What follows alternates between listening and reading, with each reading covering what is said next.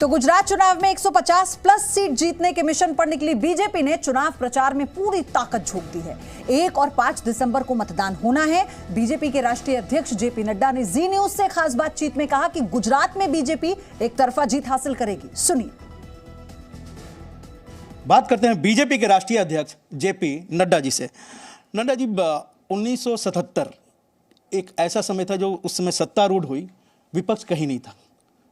1984 जो सत्तारूढ़ हुई पार्टी, विपक्ष कहीं नहीं था। 2022 में क्या आपको लगता है कि गुजरात में आप सत्तारूढ़ होने जा रहे हैं लेकिन विपक्ष कहीं नहीं है? आपने ठीक कहा रविंद्र जी, कुछ ऐसा ही हमें दिखता है। लगभग लंबे समय तक मैं राजनीति में रहा हूं और बहुत से चुनाव लड़ाए हैं। यह चुनाव मुझे एक तरफा दिख रहा है। गुजरात में और देश में भी लोगों का जो अथाह प्रेम प्रधानमंत्री मोदी जी के प्रति है और जो ये अपने गांव में स्टेशनरी बिजनेस शुरू करके हर महीने 2 लाख कमा रहे हैं। आपके गांव में भी ये करना है तो फ्रीडम ऐप को अभी डाउनलोड कीजिए। टूट विश्वास है, वह विश्वास हमको यहाँ चुनाव में एक तरफा दिखता है।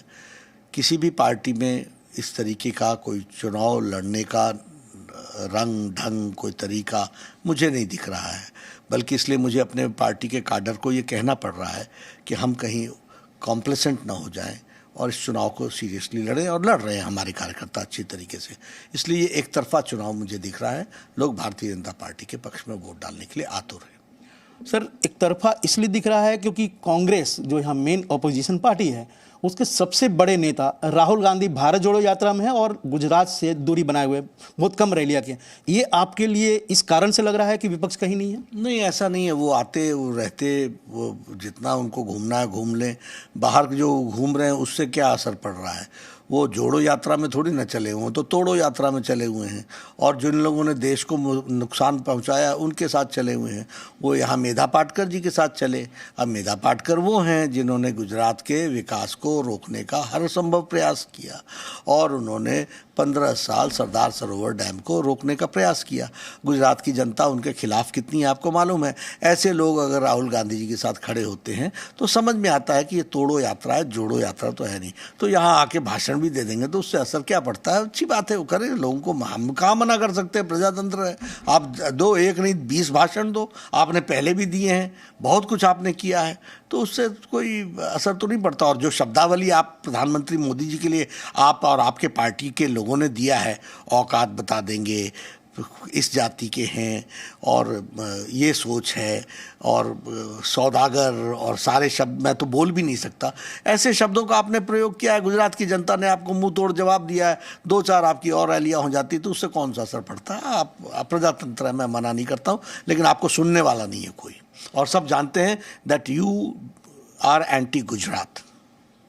आपको लगता है कि जो जमीनी हकीकत है वो एक वजह है राहुल गांधी को गुजरात से दूरी बनाए रखने के लिए, या फिर उनको लगता है कि हम तो हार ही रहे हैं तो अपनी छवि क्यों खराब करें? ये उनका पर्सनल मामला है, वो जाने उनके पार्टी में क्या चलता है क्या नहीं चलता है, उनकी यात्रा का उद्देश्य क्या है, वो भी मेरे आज दिन तक मुझे तो समझ में नहीं आया।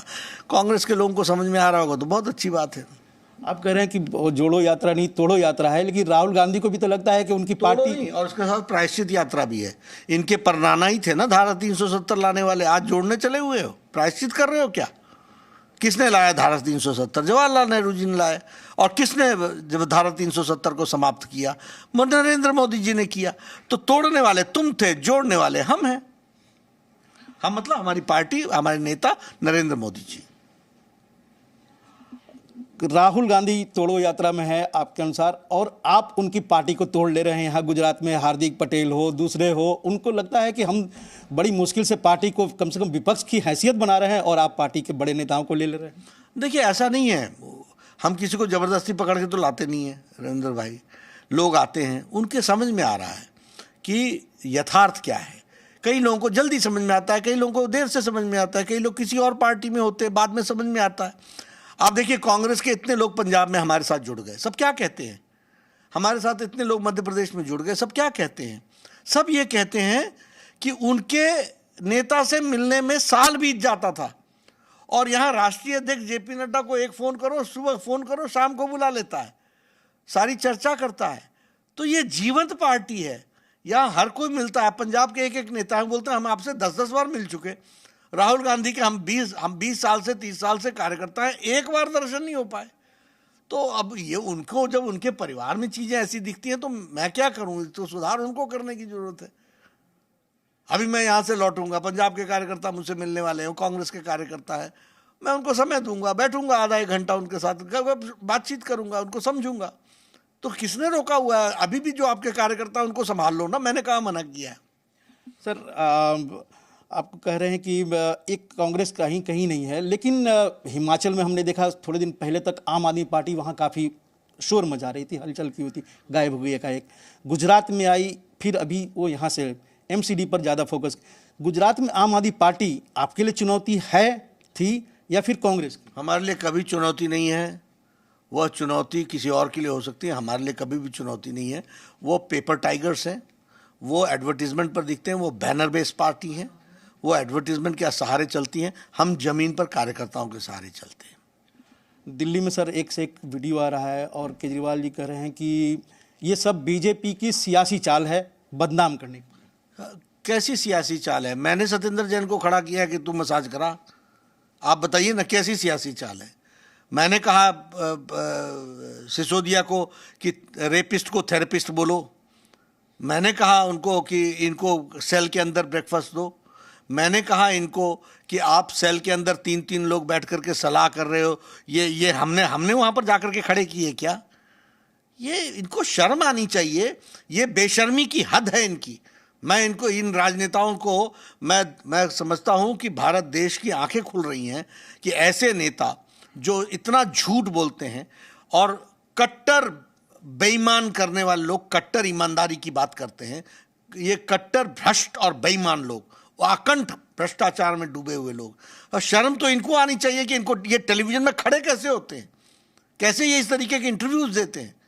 और उस दिन वो मनीष सिसोदिया दुनिया को सीख दे रहा है कि शर्म आनी चाहिए आरोप लगाने के पहले।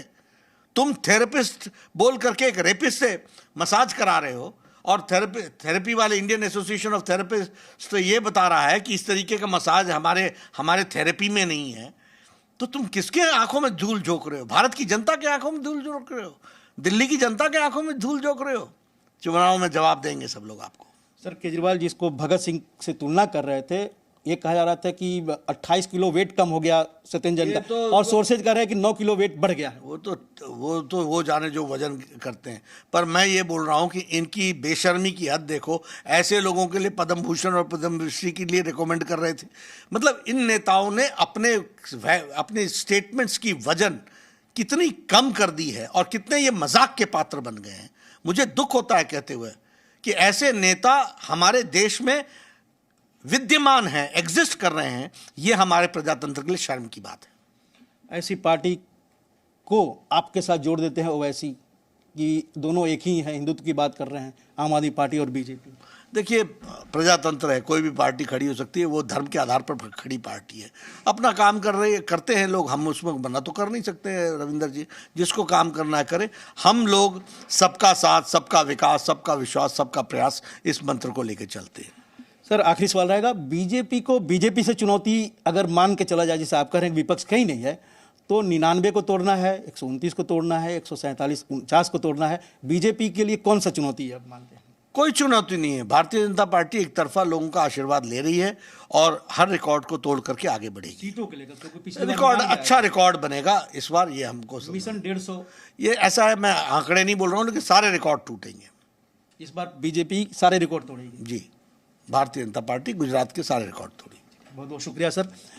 कैमरामैन पवन के साथ रविंद्र कुमार, जी मीडिया, गांधीनगर। ये अपने गांव में स्टेशनरी बिजनेस शुरू करके हर महीने 2 लाख कमा रहे हैं। आपके गांव में भी ये करना है तो फ्रीडम ऐप को अभी डाउनलोड कीजिए।